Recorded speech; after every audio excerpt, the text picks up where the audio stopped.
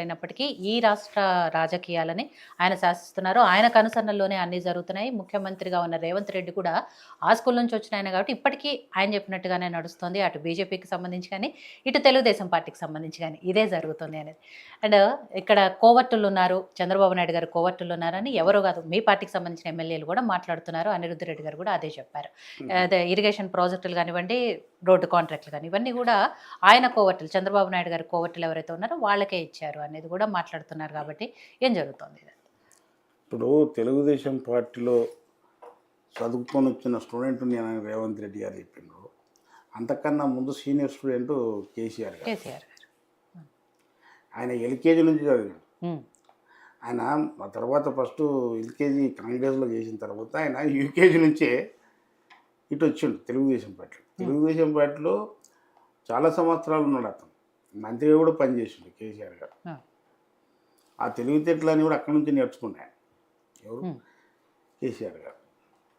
అయితే ఇప్పుడు రేవంత్ రెడ్డి గారి గురించి మాట్లాడే కన్నా ముందు, ఇప్పుడు ఒక ప్రాంతాల మధ్యన విభేదాలు సృష్టిస్తున్న సమయంలో, ఇప్పుడు తెలుగుదేశం పార్టీ ప్రాంతీయ పార్టీ, ఉమ్మడి తెలుగు రాష్ట్రాల్లో ఆంధ్రప్రదేశ్లో ఉన్న పార్టీ.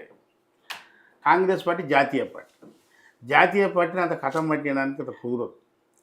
ప్రాంతీయ పార్టీలో విభేదాలు సృష్టించి, తెలంగాణ ఆంధ్ర అనే విభేదాలు సృష్టించి, తెలంగాణకు అన్యాయం జరిగిందని చెప్పేసి అని, వాస్తవానికి కేసీఆర్ తెలంగాణవాది ఏం కాదు, తెలంగాణ పిచ్చిదే అని మొదటి నుంచి ఏం లేదైనా. తెలంగాణను గురించి కాంగ్రెస్ వాళ్ళు ఉద్యమం చేస్తుంటే ఆ ఉద్యమాన్ని అడ్డుకున్నాడు ఆయన తెలుగుదేశం పార్టీలో ఉండి. ఇంద్రారెడ్డి గారు రథయాత్ర చేసినప్పుడు సిద్దిపేటలో ఆపారు, రాళ్ళేసారు. ఏం పిచ్చిందే ఈయన. తెలంగాణ ఏం తెలంగాణ ఎవడా చెప్పింది అని అన్నోడు ఈయననే. ఆ రోజు ఇంద్రారెడ్డి గారు రథయాత్ర చేసి నా తల్లి తెలంగాణ కోటి రతనాల వీణ అని చెప్పేసి అని తెలంగాణ మొత్తం యాత్ర చేసింది. మర్చిపోయినరా? అవి తీయండి, పాతవి ఉంటాయి. సిద్దిపేటలో రాళ్ళు పడ్డాయి ఆయన మీద. ఏ పిచ్చింది కేసీఆర్ గారు.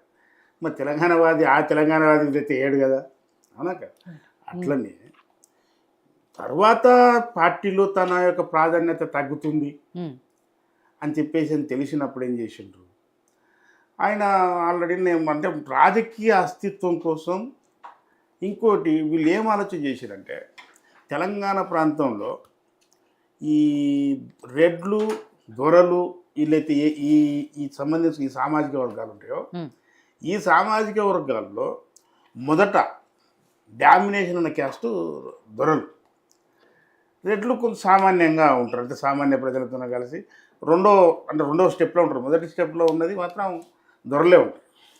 అయితే ఎప్పుడైతే ఈ ఉమ్మడి ఆంధ్రప్రదేశ్ రాష్ట్రం ఏర్పడ్డ తర్వాత ఈ హైదరాబాద్ చుట్టూ ఉన్న భూములే కానీ, ఈ హైదరాబాద్ చుట్టూ ఉన్న వ్యాపార సంస్థలే కానీ, వీటన్నిటిలో కూడా మొత్తం రియల్ ఎస్టేటే కానీ, ఇంకేటే కానీ, ద్రాక్ష తోటలే కానీ, లేకపోతే ఫామ్ హౌస్లే కానీ, ఇవన్నీ కూడా పూర్తి ఆంధ్రోళ్ళ చేతిలో ఉన్నాయి. వీళ్లకు సంబంధించుకున్న ఈ సామాజిక వర్గానికి సంబంధించుకున్న వాళ్ళు ఫస్ట్ పల్లెటూరులో ఉన్నారు.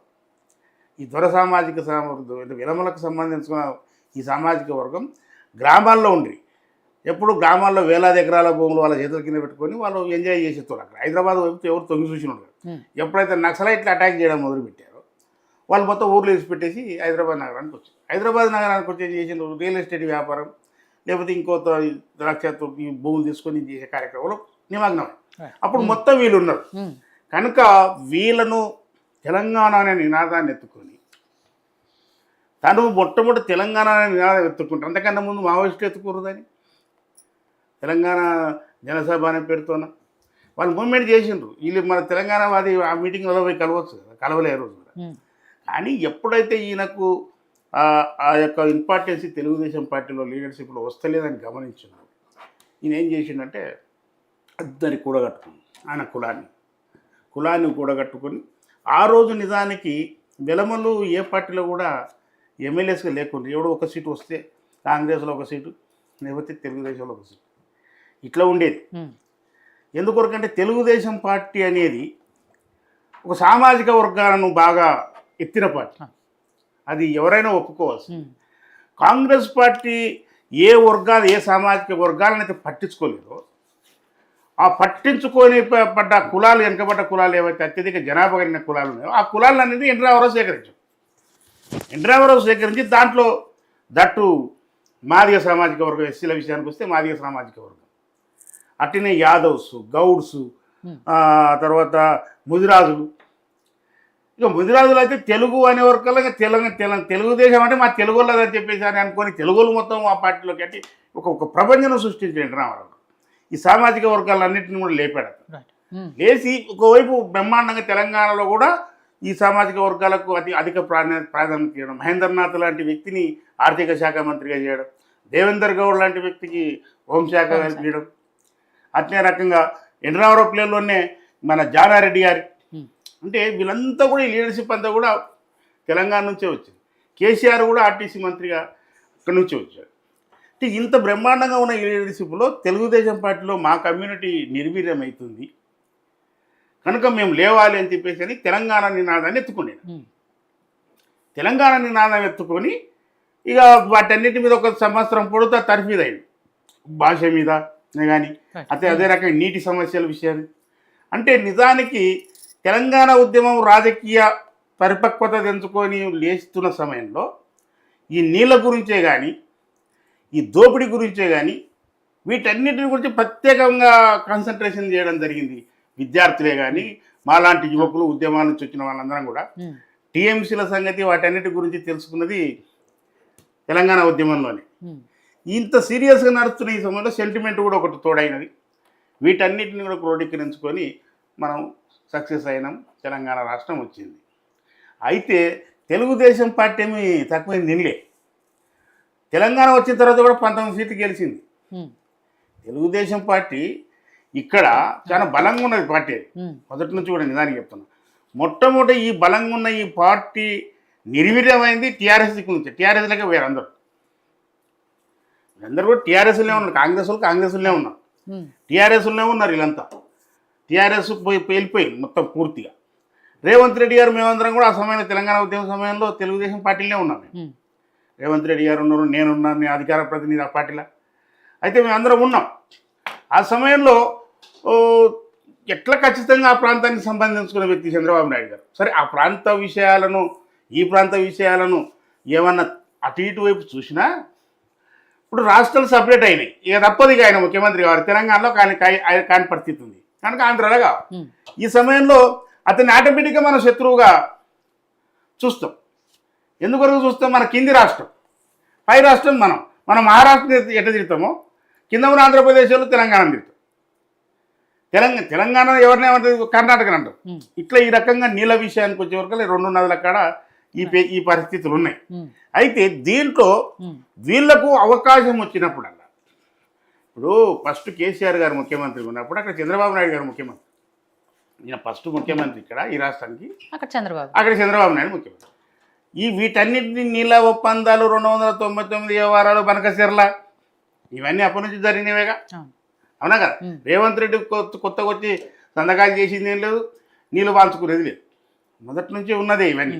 ఆ తర్వాత మనకు నిజానికి ఈ సెంటిమెంట్ను ఎందుకు రగిస్తారు వీళ్ళు అనే విషయాన్ని వస్తే, తెలుగుదేశం పార్టీ చంద్రబాబు, అదే మన జగన్ ఉండే, మరి జగన్ దోస్తే ఎట్టయిండు?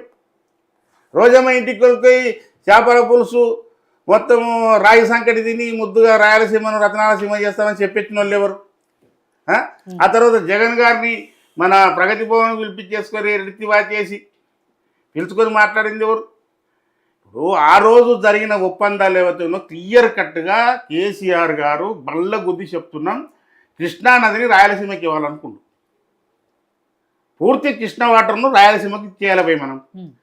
మనం మళ్ళీ శ్రీశైలంలో నీళ్లు తీసుకొచ్చుకోనికే గోదావరిని తీసుకొచ్చి ఇందులో కలుపుదాం మనం, ఆ నదుల అనుసంధానం పేరుతో. అదే ఇప్పుడు పంచాయతీ, బనకచెర్ల పంచాయతీ. బనకచెర్ల అనేది తెలుగు గంగా నుంచి కంటిన్యూయేషన్లో ఉంది అది. అయితే వీళ్ళంతా ఏం చేస్తున్నారంటే వీటిని రెచ్చగొడుతున్న సమయం జరుగుతుంది. ఇంకోటి, తెలుగుదేశం రాజకీయాల విషయానికి వస్తే ఆయన జగన్ ఎంట పట్టుకొని తిరుగులాయన. జగన్ కేసీఆర్ ఒకటి అని అన్నారు. ఇప్పుడు రేవంత్ రెడ్డి ఇప్పుడు ముఖ్యమంత్రి అయ్యిండు, మళ్ళీ అక్కడ చంద్రబాబు నాయుడు. సరే, ఇప్పుడు అట్ట అనుకుంటే చంద్రబాబు నాయుడు మొట్టమొదటి స్నేహితుడు కేసీఆర్కే, రేవంత్ రెడ్డికి ఏం కాదు. రేవంత్ రెడ్డి తెలుగుదేశం పార్టీలో చంద్రబాబు నాయుడు గారు ముఖ్యమంత్రి కూడా పనిచేస్తున్నప్పుడు రేవంత్ రెడ్డి కేసులు పెట్టిండు. ఎవరి మీద? చంద్రబాబు నాయుడు మీద. చంద్రబాబు నాయుడు దోస్తు కాదు రేవంత్ రెడ్డి. రేవంత్ రెడ్డి గారి మీద కొన్ని జూబ్లీస్ ఏరియాలో కొన్ని అలిగేషన్స్ వచ్చినప్పుడు ముఖ్యమంత్రిగా ఆయన పేరు చెప్పి మాట్లాడాడు, జయపాల్ రెడ్డి అల్లుడు ఈ పలాని భూములలో ఉన్నాడు అని. రేవంత్ రెడ్డి చంద్రబాబు నాయుడు మీద కేసు పెట్టాడు జూబ్లీస్ సొసైటీ సెక్రటరీగా, ఎవరు రేవంత్ రెడ్డి గారు. అయితే ఇదంతా ఘర్షణ ఉంది. మేము ఆయనతో మాకు ఎందుకు అది ఉంటుంది. కాకపోతే రాజకీయాలకు ఎంటర్ అయిన తర్వాత రాజకీయాలు అనేవి మొదలైనవి అంతే తప్ప కానీ ఇంకా వేరేది లేదు. ఇంకో విషయాన్ని వీళ్ళు ఏం చేస్తున్నారంటే, ఒక్క నిమిషం మేడం, బట్టగాల్చి మీద చేసే కార్యక్రమం ఏంటంటే, వీళ్ళు అంతకుముందు పేర్లు శుద్ధపూసలు. జగన్ ఆంధ్ర అయినా కాదు, ఏమో ఆంధ్ర అంటే మనం నాకు అర్థం కాదు. మొత్తం అయిపోయింది, రాష్ట్రం అప్డేట్ అయిపోయింది. అన్నదమ్ములు లేక బతుకుదాం, నోటికి కాలుగు ముళ్ళు కూర్చుంటే నోటితున్న బట్టి పీకుదాం మాట్లాడిన వాళ్ళు ఇది కాదా. మళ్ళీ ఈరోజు మళ్ళీ ఆంధ్రలోనూ సంకనేసుకొని వస్తుంది కాంగ్రెస్ పార్టీ, వాళ్ళని ఎంటర్టైన్ చేస్తుంది, చంద్రబాబు నాయుడు డైరెక్షన్ ఇస్తారని చెప్పేసి అని. చంద్రబాబు నాయుడు డైరెక్షన్ నాకు అవసరం లేదు. ఎందుకంటే చంద్రబాబు నాయుడు చేసిన పేర్లు మెచ్చుకుంటాం. హైటెక్ సిటీ నిర్మాణం చేసినప్పుడు ఈ ప్రాంతాన్ని అంత వాస్తవానికి ఆయన ఒక సైబరాబాద్ తెచ్చు, ఒక హైదరాబాదు, ఒక సికింద్రాబాద్, 2 సైబరాబాద్. దేని మేము ఈరోజు ఈ రాష్ట్రంలో ఇన్ని కోట్ల రూపాయలు వస్తున్నాయంటే, ట్యాక్సుల రూపాయలు వస్తున్నాయంటే దాంట్లో ఆయన పాత్ర ఉంది. ఆ తర్వాత రాజశేఖర రెడ్డి గారి పాత్ర ఉంది, ఆ తర్వాత కేసీఆర్ పాత్ర ఉంది. ఎవరిని కూడా కాదనలేరు ఇక్కడ. కానీ మీరు బతకనీకే ఇదే మా బంకచీరలను పట్టుకొని ఏం బంక ఉందని రాజు దగ్గరికి పోయిండ్రు, ఏం బంక ఉందని జగన్ మీరు గుర్తుకురాయి మీరంతా. ఇవన్నీ చేసి లాస్ట్కి చంద్రబాబు నాయుడు ఆపరేషన్ చేస్తుండ్రు. రేవంత్ రెడ్డి గారిని ఎవరు ఆపరేషన్ చేయట్లేదు. తెలంగాణను బాగు చేసుకోవడం కోసం పక్క రాష్ట్రంతో దోస్తాన అవసరం ఉంటుంది, ప్రధానమంత్రితో మంచి సఖ్యత ఉండాల్సిన అవసరం వస్తుంది. కనుక మా మీద ఎన్ని వేసినా మా నాయకుడు చాలా గట్టివాడు, గట్టి పిండం, ఖచ్చితంగా తెలంగాణ అభివృద్ధి చేసుకోవడానికి ముందుకోవటం. ఈ తెలుగుదేశంతో మాకు లింకులు కట్టుకుంటే మాకేమో ఇచ్చింది, మాకేమి ఇబ్బంది లేదు. రైట్.